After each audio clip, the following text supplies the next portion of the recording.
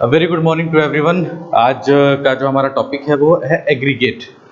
Last terms में हमने अपना सीमेंट्स कंप्लीट किया था।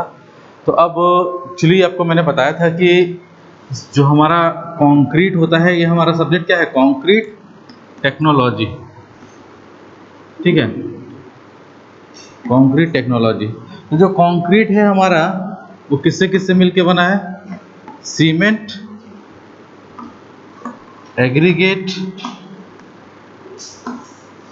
And water. इन तीनों चीजों से मिलकर बना हुआ है हमारा, क्या बना हुआ है? कंक्रीट बना हुआ है। ठीक है, तो हमने अपने बाकी लेक्चर्स में, इसके पिछले लेक्चर्स में हमने क्या किया, सीमेंट को हमने क्या हुआ, कंप्लीट कर लिया। सीमेंट हमारा खत्म हो चुका है। तो अब जो अगला टर्न आता है वो हमारा क्या आता है? एग्रीगेट्स। एग्रीगेट्स के बारे में हमें पढ़ना है कि किस टाइप्स के एग्रीगेट हम अपने सीमेंट मतलब अपने कंक्रीट बनाने में यूज करते हैं, किसके क्या बेनिफिट्स हैं, किसके क्या नुकसान हैं। ठीक, जब हम एग्रीगेट को खत्म कर लेंगे फिर हम वाटर क्वालिटी को पढ़ेंगे। ऐसा नहीं है कि हम कंक्रीट बनाने में कोई भी पानी इस्तेमाल कर लेंगे जाके। वाटर का भी कुछ क्या होता है, अपना एक प्रीडिफाइंड प्रोपोर्शंस होते हैं, कुछ स्पेसिफिकेशंस होते हैं आईएस कोड के, कि वाटर में solids, insoluble matter, organic matter, inorganic matter, sulphates इतनी मात्रा में होनी चाहिए। ठीक है, तो चलिए हम डिस्कस करते हैं अपना सेकंड पॉइंट, एग्रीगेट।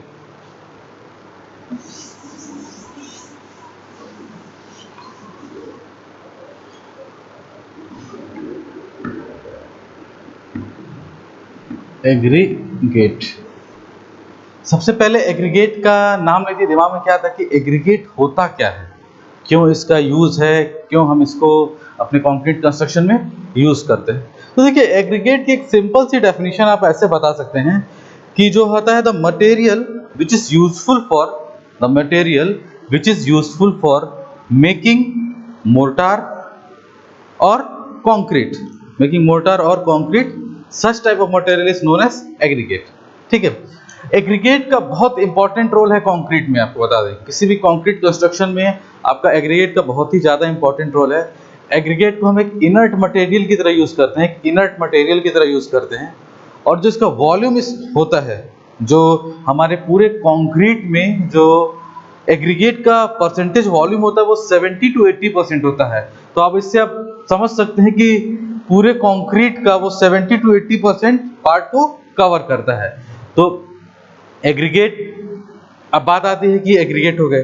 अब बात आती है कि ये एग्रीगेट हुआ, बात ये आती है इसके बाद कि कितने टाइप्स के एग्रीगेट होते हैं, उसके क्लासिफिकेशंस कैसे कैसे होते हैं, on the behalf of shape, on the behalf of size, on the behalf of, आप बोल सकते हैं कि जियोलॉजिकल इंफॉर्मेशन, कि किस मिट्टी से बना है, कहाँ से आया है। ठीक है, तो ये सब चीजें हमको इसमें पढ़नी है। देन आफ्टर हमको एग्रीगेट्स के बारे में ये पढ़ना है कि एग्रीगेट्स के टेस्ट कौन कौन से होते हैं। किसी भी कंक्रीट कंस्ट्रक्शन में हम एग्रीगेट को डायरेक्ट यूज नहीं कर सकते हैं बिना उसकी स्पेसिफिकेशन टेस्ट के, कि इस एग्रीगेट की स्ट्रेंथ क्या है, ये फ्लैग, उसकी साइज क्या है, इसका शेप क्या है। क्यों?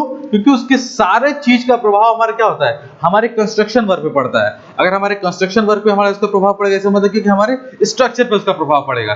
तो aggregate is a very important parameter in the concrete. Aggregate is very very important parameter in the concrete. बहुत सारे चीजें हैं, उनके बिहाफ पर हम उसको डिवाइड करते हैं, फिर उसके बिहाफ पर हम उसको अपने कंक्रीट में एब्जॉर्ब करते हैं कि कौन सा हमको लेना है। ठीक है, तो हमने बताया कि एग्रीगेट की आप एक जनरल डेफिनेशन लिख सकते हैं, the material useful for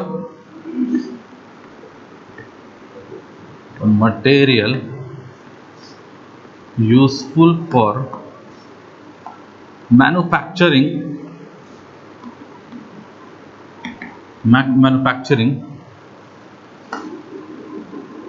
mortar और concrete, the material useful for manufacturing of mortar or concrete such as sand and gravel, called aggregate। तो ये आप एग्रीगेट की एक डेफिनेशन दे सकते हैं, इसको नोट डाउन कर लीजिए। आई होप आपको समझ में आ रहा होगा। ठीक, दिस इज कॉल्ड एग्रीगेट। ये एक जनरल डेफिनेशन हो गई एग्रीगेट की होती है। ठीक है,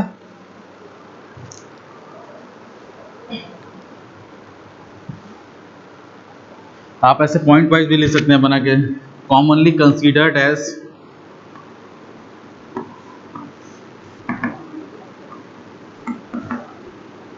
inert material.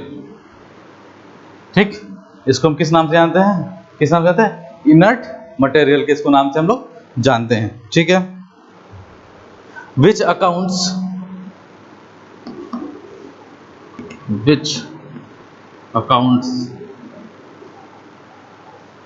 70% to 80% volume of concrete.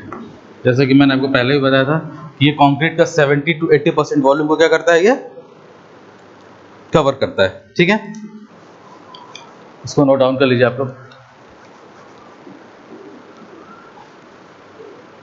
बढ़ते हैं कुछ और प्रॉपर्टीज, एग्रीगेट होता क्या है, कैसे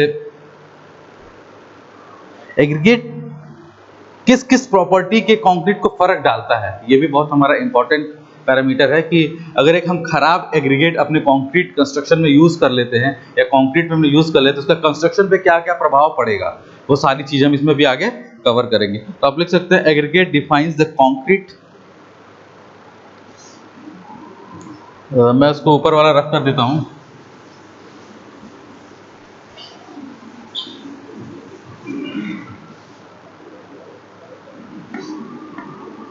aggregate defines the concrete thermal property,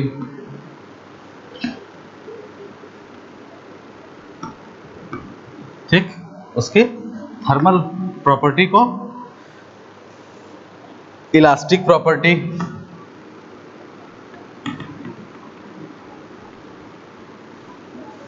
and elastic property and dimension stability and dimensional stability को मेजर करता है या उस पर प्रभाव डालता है। तो ये तीन जो इंपॉर्टेंट पैरामीटर्स हैं जो एग्रीगेट हमारा कंक्रीट के थर्मल प्रॉपर्टी, उसके इलास्टिक प्रॉपर्टी और उसकी डायमेंशनल प्रॉपर्टी पे प्रभाव अपना उसका इन्फ्लुएंस्ड होता है। ठीक है, तो this is all about the aggregate. अब ये जो थर्मल प्रॉपर्टीज है, इलास्टिक प्रॉपर्टी है और डायमेंशनल स्टेबिलिटी है, इसमें क्या क्या आता है अब हमको ये जानना है। ये तो तीनों चीजें हो गई कि इस पे प्रभाव डालता है, लेकिन थर्मल प्रॉपर्टीज में क्या आता है, इलास्टिक प्रॉपर्टीज में क्या आता है, किस में क्या आता है, किस किस चीजों पैरामीटर पे प्रभाव डालता है। या कंक्रीट बनाने से पहले आप ऐसे समझ लीजिए कि कंक्रीट बनाने से पहले एग्रीगेट की किन किन इंफॉर्मेशन के बारे में हमको जानना जरूरी होता है। ठीक है, तो आप आगे लिखिए, the property includes, I hope आपने नीचे वाला लिख लिया होगा,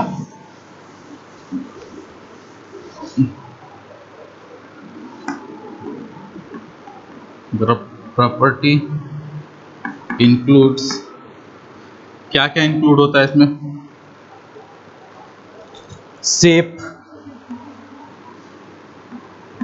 size, texture, shape, size, texture, moisture content,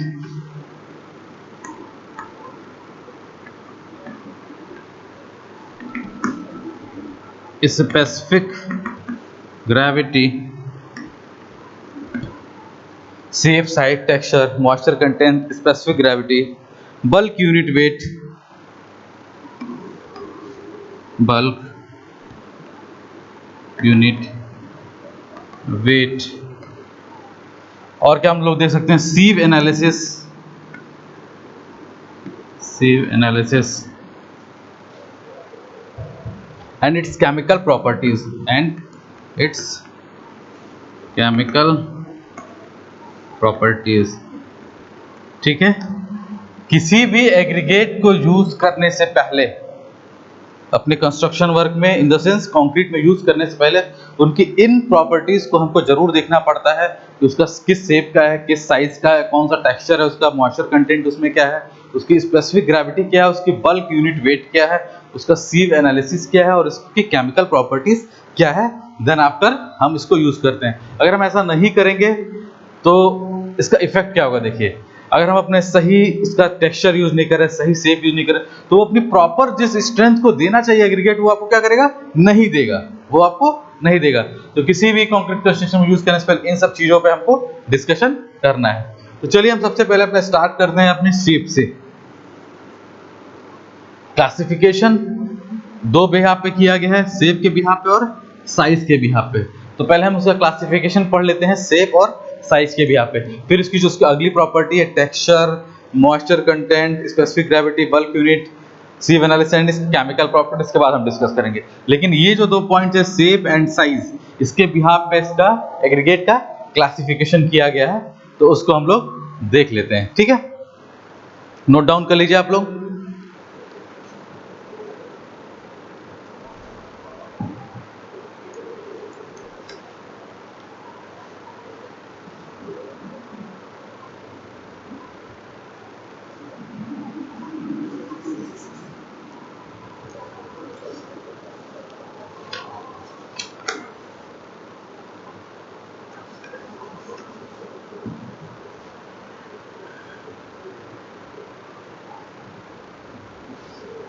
चलिए अब मैं इसको रफ कर रहा हूं।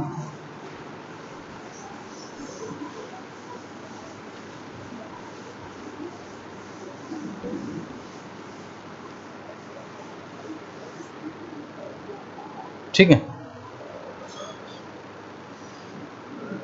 वो क्या पढ़ना है, classification of aggregate, classification of aggregate according to their shape. ठीक है, according to their shape, classification किसके अकॉर्डिंग पढ़ना है हमको, अकॉर्डिंग टू देयर शेप। ठीक है, चलिए अब इसको हम लोग अकॉर्डिंग टू देयर शेप इसके पढ़ते हैं। तो हम आप पहले इसको सारे पॉइंट्स लिखा देते हैं कितने होते हैं, देन हम उसको एक एक करके डिस्कस भी करेंगे, क्योंकि वो बहुत इंपॉर्टेंट है, दिस इज वेरी इंपॉर्टेंट। पहले हम सारे के नाम लिख देते हैं, शेप के बिहार पे कितने तरह के होते हैं, देन इसको वन बाय वन हम लोग डिस्कस कर लेंगे। Number 1 is rounded aggregate.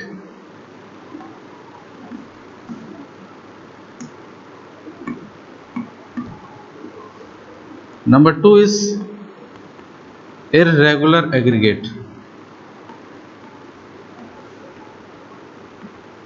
Number 2 is irregular aggregate. Number 3 is angular aggregate. Angular aggregate. Number 4 is flaky aggregate. Number 5 is elongated aggregate. ठीक, elongated aggregate। एक छोटा सा टाइप और होता है, कई किताबों में नहीं दिया हुआ है, जो मैं आपको थोड़ी बहुत जानकारी दे रहा हूँ उसके बारे में। एक होता है दोनों का मिक्स्ड, समझ लीजिए, फ्लैकी elongated aggregate। बेसिकली किसी भी आपको किताब में ये 5 तरह के तो मिल जाएंगे, छठवां जल्दी नहीं मिलेगा आपको, छठवां जल्दी आपको ये नहीं मिलेगा। ठीक है, लेकिन मैंने बता दिया, बस छोटा सा एक डिफरेंस है तो जान लीजिए, कहीं भी पूछा जा सकता है आपसे। तो ये 5 तरह के एग्रीगेट हैं। क्लासिफिकेशन किसके बिहाफ पे है, शेप के, rounded, irregular, angular, flaky elongated aggregate. तो ये 6 तरह के हैं। तो चलिए इसका वन बाय वन हम लोग डिस्कशन करते हैं। पहले हम लोग राउंडेड से स्टार्ट करते हैं। ठीक, स्टार्टेड फ्रॉम राउंडेड एग्रीगेट। कि राउंडेड एग्रीगेट होता क्या है, इसकी क्या क्वालिटीज होती हैं, वो हमको डिस्कस करना है। ठीक, तो उस क्वालिटीज के अकॉर्डिंग हम अपने कंस्ट्रक्शन वर्क्स में इसको यूज करते हैं, कहाँ जिसकी जरूरत जैसी रहती है। क्योंकि कंस्ट्रक्शन वर्क भी देखिए कई तरह का होता है, एक इंफीरियर होता है, एक एक्सटीरियर होता है, आप बोलते हैं ना कि एक नॉर्मल आरसीसी बिल्डिंग बना रहे हैं, एक हैवीली आरसीसी बिल्डिंग बना रहे हैं। तो according to need we use such type of aggregates. ठीक है, चलिए तो हम लोग स्टार्ट करते हैं अपने राउंडेड एग्रीगेट से। आई होप आपने नोट कर लिया होगा, राउंडेड एग्रीगेट से हम लोग यूज करते हैं इसको। ठीक है,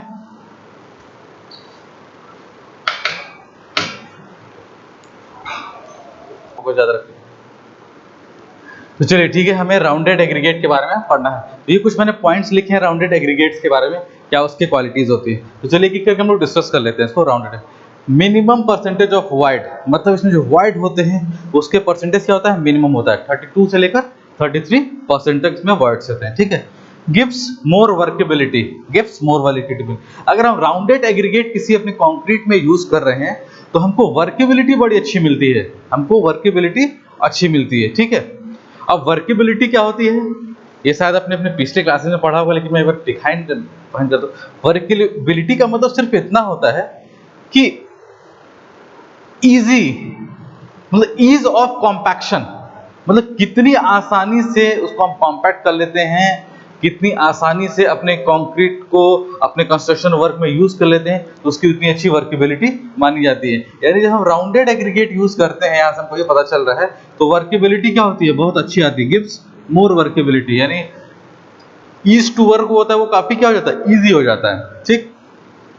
point number 6, required lesser amount of water cement ratio when we use rounded aggregate. तो वहां पे हमको वाटर सीमेंट रेशियो क्या होगा, कम यूज करना पड़ेगा। बिकॉज रीजन बिहाइंड दिस कि वाइड्स जो परसेंटेज हो क्या है, बहुत कम है आपके, मतलब जो रखे गए हैं, जो आपके जैसे मान लीजिए कि राउंडेड एग्रीगेट से अगर ये रखे गए हैं तो इनके बीच में जो वाइड्स का जो परसेंटेज है वो बहुत कम है। वो कितना है, 32 से लेकर 33% है। तो जब वाइड्स कम रहेंगे तो हमको यहाँ पे ये भी जरूरत आपको कम पड़ेगी। देन आफ्टर हम आते हैं not consider for high strength concrete. देखिए मैंने बोला था कि हर एक चीज के कुछ बेनिफिट्स होते हैं, कुछ उसके खामियां होती हैं, ठीक। कुछ इसके फायदे हैं, कुछ उसके नुकसान हैं। तो देखिए फायदा इसमें क्या है कि बहुत अच्छी वर्केबिलिटी देता है, लेकिन एक नुकसान क्या है इसमें जो दिख रहा है, नुकसान इन द सेंस हम ले सकते हैं कि not consider for high strength concrete. यानी जब हमको हाई स्ट्रेंथ कंक्रीट बनानी होगी, हाई स्ट्रेंथ हमें कंक्रीट जब बनानी होगी तो हमको क्या करेंगे, तब इसको हम यूज नहीं कर सकते हैं, ठीक है, नहीं यूज कर सकते हैं, ठीक है। तो ये हाई स्ट्रेंथ कंक्रीट में यूज नहीं होता है। अब यहाँ पे कंक्रीट हाई स्ट्रेंथ कब होती है वो तो मैं आपको बता देता हूँ। एक छोटा सा आपको डेफिनेशन में दे देता हूँ, यहाँ पे डेफिनेशन आपको दे देता हूँ, इधर देखिए आप लोग यहाँ पे, ठीक है। 3 तरह की कंक्रीट होती है, एक ऑर्डिनरी कंक्रीट होती है, ऑर्डिनरी कंक्रीट, ठीक। एक होती है स्टैंडर्ड कंक्रीट, जो हमारे कंक्रीट का डिवीजन किया गया है, standard concrete. And third is high strength concrete, ठीक। ये 3 तरह के हमारे कंक्रीट्स को डिफाइन किया गया है, ठीक है। अब इसको हम लोग देख लेते हैं कि ऑर्डिनरी कंक्रीट में हमारा क्या आता है। ऑर्डिनरी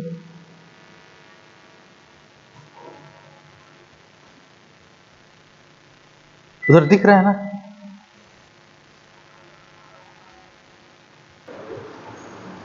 चलिए तो ठीक है। ये हम हमारे 3 तरह कंक्रीट होती है, मैं आपको यहाँ से थोड़ा समझाना चाह रहा हूँ यहाँ पे, ठीक है। ऑर्डिनरी कंक्रीट के अंदर में क्या आता है, M10 से लेकर M20 तक, ठीक। स्टैंडर्ड कंक्रीट में आता है M25 ग्रेड ऑफ कंक्रीट से लेकर M60 तक, ठीक। और हाई स्ट्रेंथ कंक्रीट में आता है M60 से लेकर M100 तक। देखिए कुछ लोगों ने भी ऐसा पढ़ा होगा, मैं फिर से बता रहा हूँ कि M25 से लेकर M55 तक आपने पढ़ा होगा, लेकिन अभी आपको बता दें कि एक लेटेस्ट अमेंडमेंट हुआ है, लेटेस्ट अमेंडमेंट हुआ है, उसमें क्या किया गया है, M60 को जो पहले की हाई स्ट्रेंथ कंक्रीट में था उसको हमने क्या लिया, स्टैंडर्ड कंक्रीट में लेके आए हैं, ठीक है।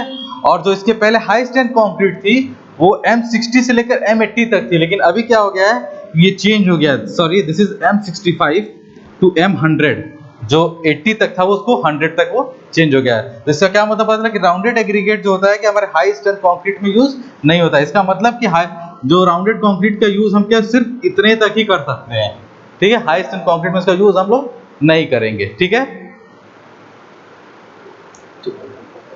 ठीक। तो ये हमारा राउंडेड कंक्रीट यहाँ पे हमारा खत्म हुआ, ठीक है। मैंने आपको कंक्रीट का एक डेफिनेशन भी छोटा सा, कंक्रीट का जो ग्रेड्स का डिवाइड किया गया मैंने उसको आपके बारे में उसको यहाँ पे छोटी सी इंफॉर्मेशन आपको दे दी। ये M65, दिस इज M65, चलिए इसको नोट डाउन कर लिए थे आप लोग।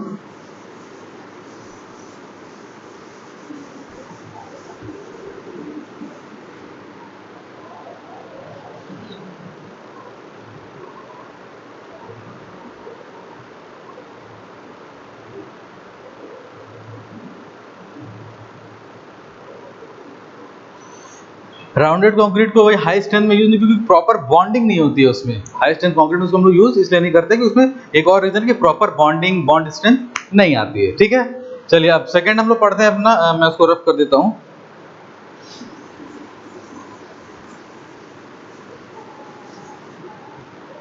सेकंड इज इर्रेगुलर कंक्रीट,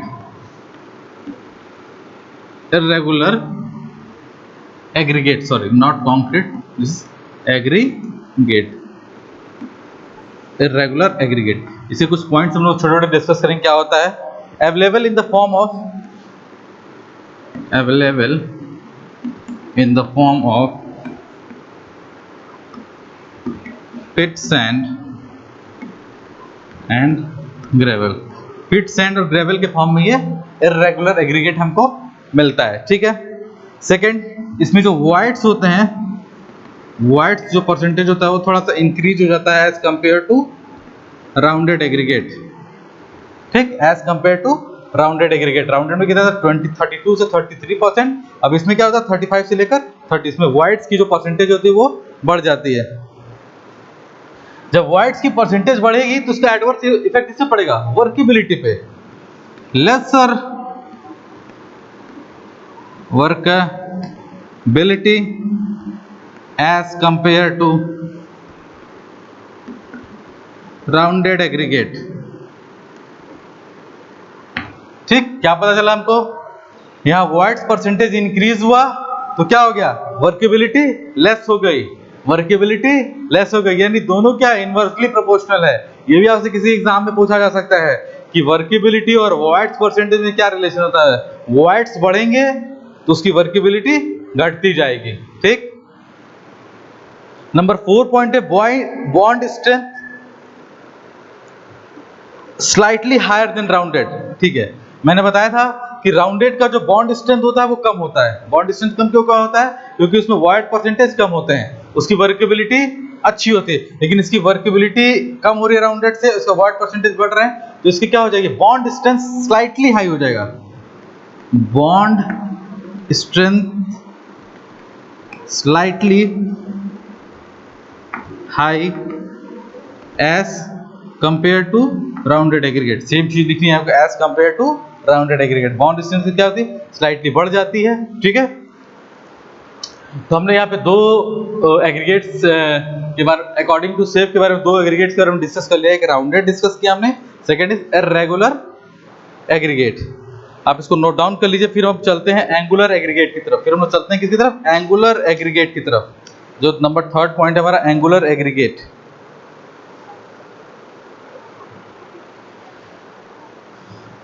ठीक है,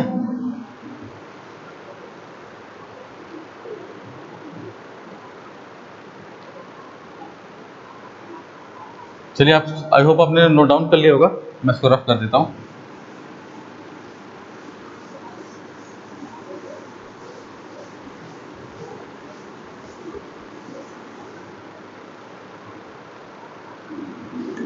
थर्ड इज एंगुलर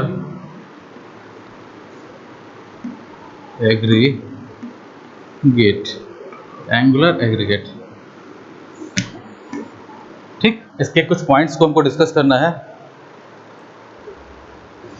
कहां से मिलता है ये, obtained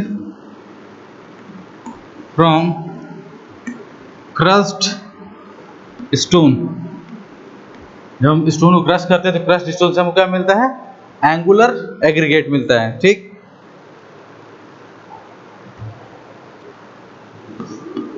maximum percentage of whites कितना हो जाता है, 38% से लेकर 45% के बीच में हो जाता है। Percentage, maximum percentage of whites, percentage of whites में क्या होता है, मैक्सिमम होता है, दिस इज 38% से लेकर 45% के बीच में। ठीक है, 45% के बीच में होता है। ठीक है, नंबर 3rd पॉइंट मैंने आपको क्या बताया था कि जब वाइड परसेंटेज आपके बढ़ेंगे तो वर्केबिलिटी उतनी क्या हो जाती है, कम होती जाती है, उसकी वर्केबिलिटी कम हो जाती है। तो lesser workability, lesser workability, workability क्या हो जाती है, उसकी कम हो जाती है।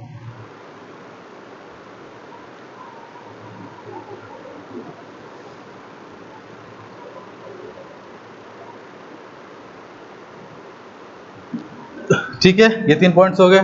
आप चौथे पॉइंट में ये लिख सकते हैं, it is use for high strength concrete, high strength concrete, this is use for high strength concrete. ठीक है, ये जो 3 तरह के एग्रीगेट होते हैं, इन्हीं तीनों में से हम लोग अपने कंक्रीट के कंस्ट्रक्शन वर्क में यूज करते हैं। बाकी जो 3 टाइप के एग्रीगेट्स होते हैं उसको हम लोग अपने कंस्ट्रक्शन वर्क में यूज नहीं करते हैं। ठीक है, तो इसको बेसिकली हम लोग इन्हीं 3 को यूज करते हैं। तो इन तीनों के डेफिनेशन से एक चीज हमें पता लग गई, एक चीज हमें ये पता लग गई कि राउंडेड एग्रीगेट जो होता है उसकी वर्केबिलिटी बहुत अच्छी होती है, और जो एंगुलर एग्रीगेट होता है उसकी स्ट्रेंथ बहुत अच्छी होती है, वो हाई स्ट्रेंथ देता है। ठीक, तो 4 चीजें आपको पता चल गई। Number 1 is rounded aggregate is good for workability. आपसे पूछा जा सकता है, किसी भी एग्जाम में क्वेश्चन पूछा जा सकता है, किसी इंटरव्यू में क्वेश्चन पूछा जा सकता है आपसे कि which type of aggregate is good for workability. ठीक, बात अगर वर्केबिलिटी की आ गई, then answer is rounded aggregate. अगर आपसे कुछ क्वेश्चन ये पूछा जाए, which aggregate is suitable for, या which aggregate gives the maximum strength, then it is angular aggregate. मैंने आपको बताया था, मैंने आपको 6 तरह के एग्रीगेट लिखा है। जो शुरू के 3 होते हैं यही आपके कंस्ट्रक्शन वर्क में यूज किए जाते हैं। ठीक है, बाकी जो 3 तरह के आपके एग्रीगेट्स होते हैं वो जनरली यूज नहीं किए जाते हैं। उसके पीछे रीजन ये होता है कि पुअरली क्रस्ट रॉक से मिले होते हैं, वो मतलब बहुत ही रॉक पुअरली क्रस्ट रॉक से उसको मिले होते हैं, वो एग्रीगेट्स बने होते हैं, इसलिए उसको जनरली कंस्ट्रक्शन वर्क में हम यूज या मिक्सिंग में यूज नहीं करते हैं। इन्हीं तीनों को यूज करते हैं। तो इनसे अब मैंने आपको 2 क्वेश्चंस भी बता दिए, क्या बन सकते हैं कि which one is suitable for workability, then rounded, which one is suitable for strength, then this angular. ठीक, आई होप आपको समझ में आ गया होगा सब चीजें। अब हम अपना 4th नंबर के तरफ चलते हैं। 4th नंबर जो हमारा एग्रीगेट था, फ्लैकी एग्रीगेट। फ्लैकी एग्रीगेट, चलिए तो हम अपने चौथे एग्रीगेट्स की तरफ चल रहे हैं। नंबर 4 जो हमारा एग्रीगेट है, फ्लैकी एग्रीगेट। देखिए, हमारे कंक्रीट के कंस्ट्रक्शन में तो जनरली यूज नहीं होता है, बट हमारे कंपटीशन के एग्जाम में बहुत यूज होता है। फ्लैकी और एलंगेटेड से बहुत ज़्यादा क्वेश्चंस आते हैं। मैं भी आपको बताऊंगा कि कैसे क्वेश्चन रेस किए जाते हैं किसी इंटरव्यूज में या किसी भी कॉम्पिटिटिव एग्जाम में। पहले हम इसको थोड़ा पढ़ लेते हैं क्या होता है। फ्लैकी एग्रीगेट की जो सबसे बड़ी प्रॉपर्टी होती है वो ये होती है कि एग्रीगेट जो थिकनेस होती है इस स्मॉल होती है। किसके कंपेरिजन में? Aggregate thickness is small as compared to width and length, as compared to width and length। समझ गए? एग्रीगेट जो थिक को ऐसा एग्रीगेट मिले आपको जिसकी थिकनेस क्या हो, कम हो, किसी कंपैरिजन में उसके विड्थ और लेंथ के कंपैरिजन में, उसके विड्थ और लेंथ के कंपैरिजन में, उसको हम लोग जनरली क्या बोलते हैं? Flaky aggregate. इसका एक और डेफिनेशन होता है जो सबसे ज्यादा कंपटीशन में पूछा जाता है, सबसे ज्यादा कंपटीशन में पूछा जाता है। It is said to be flaky, it is said to be flaky aggregate when, इसको फ्लैकी एग्रीगेट हम लोग कम कहते हैं, when the least dimension of aggregate, when the least dimension of aggregate, when the least dimension of aggregate, when the least dimension of aggregate is less than 60%, is less than 60% of its mean dimension,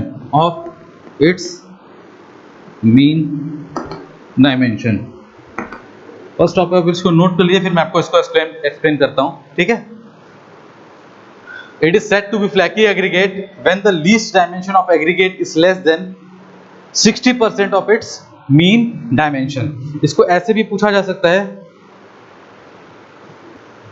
ठीक है, 60% को कई बार exam में क्या लिखा है, 3/5 of its mean dimension, ठीक है।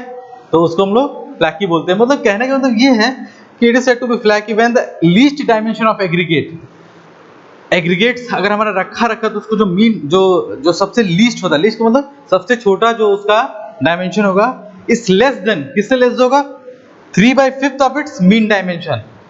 मीन हम लोग कैसे निकालते हैं आपको पता है, कई तरह के साइज के एग्रीगेट है, उसको जोड़ के उनका मीन निकाल, उसको फिर हम लोग डिवाइड करके उसको क्या मीन निकाल लेते हैं, ठीक। तो उससे हम कंपेयर करके, तो हमको एग्जाम में अक्सर पूछता है कि जो फ्लैकी एग्रीगेट कब कहते हैं, 3/5 ऑफ इट्स मीन डायमेंशन या 60% ऑफ इट्स मीन डायमेंशन। ये चीज आपको फ्लैकी के लिए याद रखनी है, ठीक है।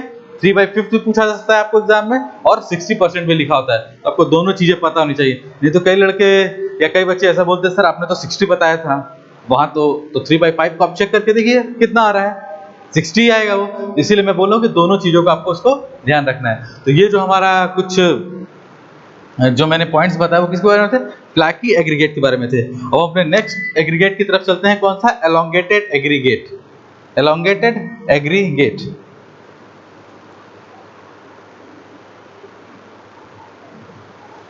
चलिए आपने शायद नोट कर लीजिए, फिर मैं इसको रफ करता हूं।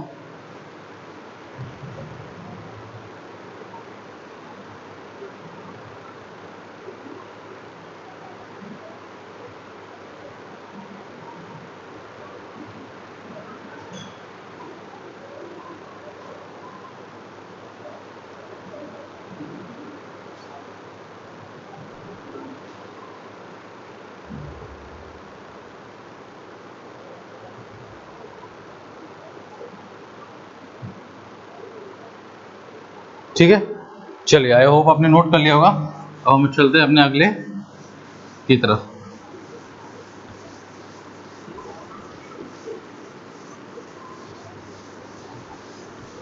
ठीक,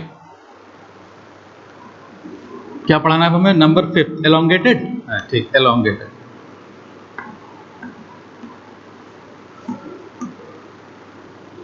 एलोंगेटेड एग्रीगेट, ठीक।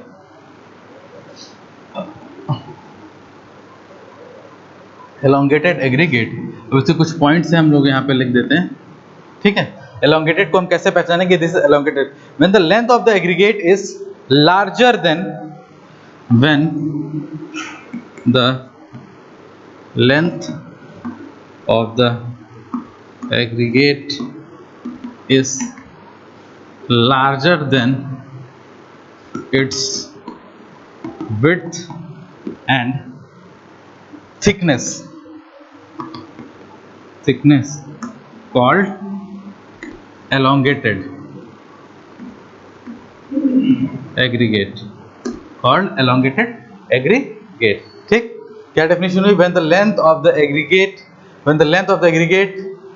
is larger than its width और thickness, उसके width और thickness जब उसकी लेंथ ज्यादा हो जाएगी तो उसको हम लोग क्या बोलते हैं, elongated aggregate बोलते हैं, ठीक।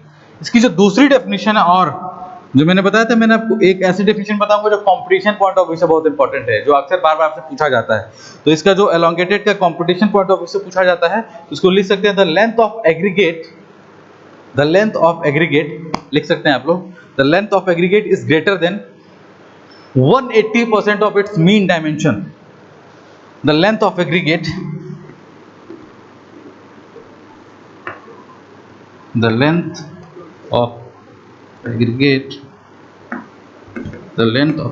is, note करिए, the length of aggregate is larger than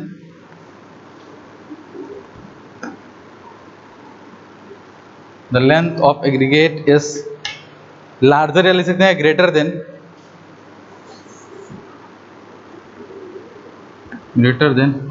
180% of its mean dimension.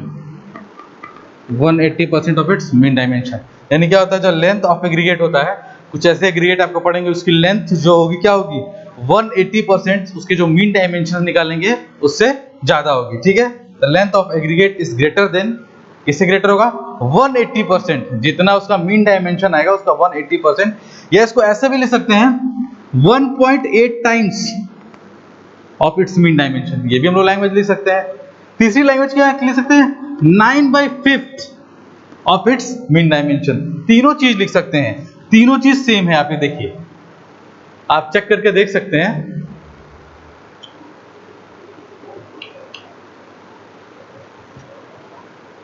ठीक, तो आप एग्जाम में आपसे कुछ भी आ सकता है कि डिफाइन एलोंगेटेड एग्रीगेट, या एलोंगेटेड एग्रीगेट को क्या बोलते हैं जब उसकी लेंथ क्या होती है 9/5 times of its mean dimension, 180% of its mean dimension और 1.8 times of its mean dimension. तो तीनों में से कुछ भी पूछा जा सकता है आपको ऑब्जेक्टिव एग्जाम में या किसी इंटरव्यू में, तो आप इन तीनों को लिख सकते हैं यहाँ पे, या तीनों के बारे में कुछ भी लिख सकते हैं। आप इसको जानना आपको जरूरी है। तो this is all about the elongated aggregate, this all about the elongated aggregate. ठीक, तो यानी हमने शुरू के जो 3 पढ़े वो अपने कंस्ट्रक्शन यूज पर्पज में यूज करते हैं। फ्लैकी और एलोंगेटेड हमने पढ़ा, उसके लिए लेंथ और उसकी जो विड्थ होती है कैसे कैसे चेक करते हैं कि उसकी विड्थ क्या होगी, तो कब फ्लैकी होगा, कब उसकी लेंथ ज्यादा होगी 180 टाइम्स के डायमेंशन से, तो हमारा क्या हो जाएगा, एलोंगेटेड हो जाएगा। ठीक, अब हमारा जो लास्ट बचता है वो क्या बचता है, फ्लैकी एलोंगेटेड एग्रीगेट, मतलब उसमें दोनों के कुछ कैरेक्टरिस्टिक्स मिले जुले हों।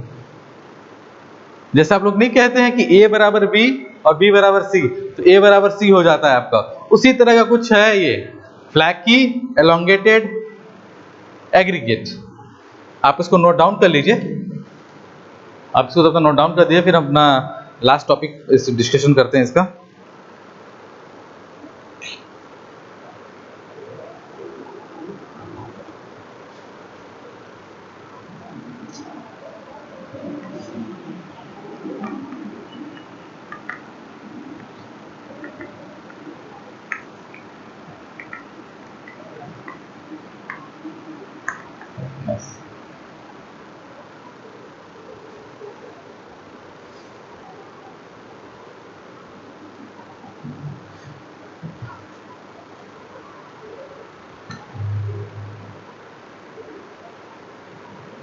चलिए, आई होप आपने इसको नोट डाउन कर लिया होगा, फिर हम अपना आगे बढ़ते हैं।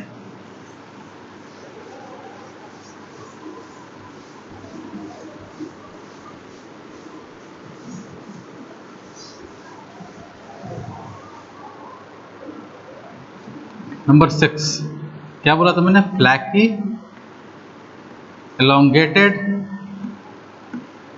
एग्रीगेट। फ्लैकी एलोंगेटेड एग्रीगेट, कब हम फ्लैकी एलोंगेटेड एग्रीगेट इसको बोलते हैं, क्या ऐसी कंडीशन आती है, क्या एग्रीगेट में ऐसा दिखता है कि उसको हम देख के ये बोल सकते हैं कि this is flaky elongated aggregate. लिखिए, व्हेन द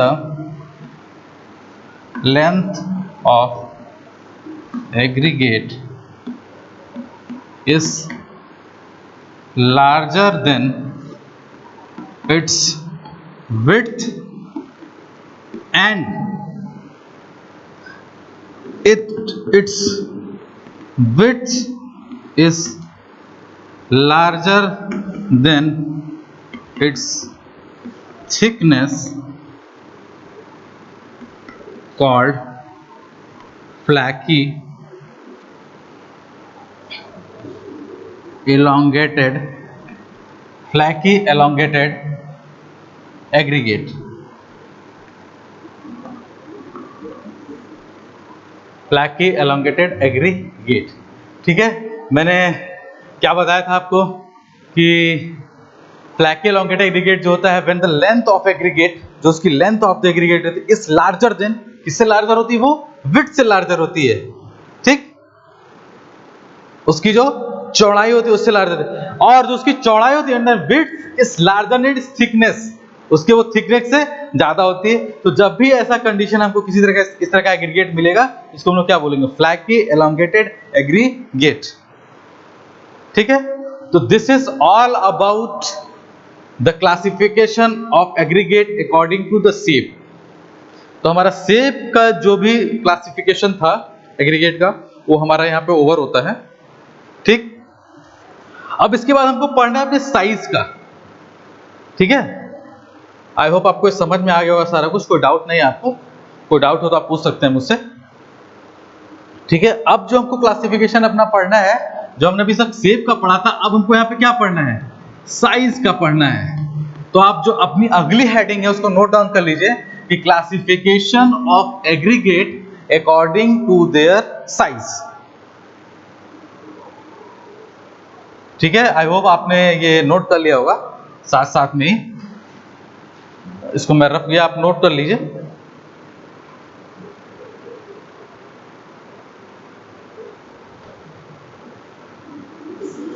चलिए मैं इसको रफ कर रहा हूँ, इट्स वेरी इजी। तो इसका आप डेफिनेशन याद रखिएगा फ्लैकी एलोंगेटेड का, कि लेंथ से बड़ा उसका विड्थ होता है, और नहीं, length is greater than its width and its width is greater than its thickness. ठीक, this is called flaky elongated aggregate. अब जो अगला हमारा दूसरा है classification of aggregate according to the size. तो साइज के अकॉर्डिंग पे हमको कौन कौन से कितने तरह के एग्रीगेट को डिफाइन किया गया है वो आपको मैं बता रहा हूँ। तो देखिए दो तरह के टाइप्स हैं according to their size. One is fine aggregate, one is fine aggregate and other is coarse aggregate. One is fine aggregate and second is coarse aggregate. ठीक है, ठीक है। तो हमारे जो क्लासिफिकेशन ऑफ एग्रीगेट होता है अकॉर्डिंग टू द साइज होता है वो दो तरह का होता है, एक फाइन एग्रीगेट, एक कोर्स एग्रीगेट। ठीक है, आपका जो कोर्स एग्रीगेट में क्या क्या आते हैं, ग्रेवल, बोल्डर्स और कॉबल्स। ठीक, फाइन एग्रीगेट में क्या क्या आता है हमारा, आता है सैंड, सिल्ट एंड क्ले। ये दोनों चीज हमारा क्या आता है, फाइन एग्रीगेट में आता है। अब इसका डिटेल स्टडी करना पड़ेगा फाइन एग्रीगेट के बारे में और detail study about coarse aggregate के बारे में, कि कब किसी एग्रीगेट को हम देख के ये कह सकते हैं या उसको सिव एनालिसिस के थ्रू कैसे हम ये कह सकते हैं कि this is coarse aggregate and this is fine aggregate. ठीक है, कैसे हम लोग कह सकते हैं। तो इसका जो डिटेल्ड क्लास है हम अपने नेक्स्ट वीडियो में आपको बताएंगे। आज मैंने एक आपको बेसिक सा बता दिया इसका, कि एक होता है कोर्स एग्रीगेट, एक होता है फाइन एग्रीगेट। ये चलिए आपको छोटा सा जनरल इंट्रोडक्शन देते हैं, देन आफ्टर हम लोग कल इसको डिटेल बेसिस में। जो कोर्स एग्रीगेट होता है, अगर जो हमारे 4.7 mm की सीव है, ठीक, उससे जो हमारा रिटेन कर गया 4.75 mm की हम स्टैंडर्ड सीव यूज करते हैं और अपना एग्रीगेट को उस पे डंप करते हैं। ठीक, डंप करते हैं। अगर जो एग्रीगेट हमारा 4.7 के ऊपर रिटेन कर गया, रिटेन का मतलब क्या, रुक गया। जैसे आप हिंदी भाषा में इसको समझते थे, रिटेन मतलब चलनी, आप जानते होंगे घर में जो आटा आपका चला जाता है, आई होप सब लोग इससे फैमिलियर हैं। ठीक है, तो एक चलनी टाइप की होती है 4.75 mm की, उस पर जब हम अपना एग्रीगेट करते हैं बाय मैकेनिकल मेथड और बाय हैंड, दोनों तरीके से यूज कर सकते हैं। हम उसको मशीन से भी सीव कर सकते हैं और बाय मैनुअल भी कर सकते हैं। ठीक, होता है कि जब उसको मैनुअली सीव करते हैं या बाय मशीन से करते हैं तो 4.75 mm से जो साइज ऊपर होगा वो रिटेन कर जाएगा आपका, वो ऊपर रुका रहेगा, और जो 4.75 mm से जो नीचे होगा वो नीचे चला जाएगा। यानी जो इस सीव से पास कर जाएगा वो हमारा क्या हो जाएगा, फाइन एग्रीगेट हो जाएगा। ठीक, जो 4.75 mm के सीव के ऊपर रिटेन कर जाएगा वो हमारा क्या हो जाएगा, कोर्स एग्रीगेट हो जाएगा। ठीक है, तो आज के वीडियो में सिर्फ मैं इतना ही बताऊंगा आपको। जो अपना मैं नेक्स्ट वीडियो कल आपको अपलोड करूंगा या पढ़ाऊंगा, उसमें मैं इसका डिटेल्ड बताऊंगा कि सैंड किस साइज से हम सैंड कहते हैं, किस साइज को हम सिल्ट कहते हैं, किस साइज का एग्रीगेट होगा तो उसको क्ले कहेंगे, किस साइज का होगा तो उसको ग्रेवल कहेंगे, किसका होगा बोल्डर कहेंगे, किसका होगा कॉबल्स कहेंगे, ये कहाँ से जनरेट होते हैं, ये सारी चीजें हम लोग अपने डिटेल वीडियो में कल पढ़ेंगे। ठीक है, तो आज के लिए इतना ही। Stay safe, stay home. Thank you.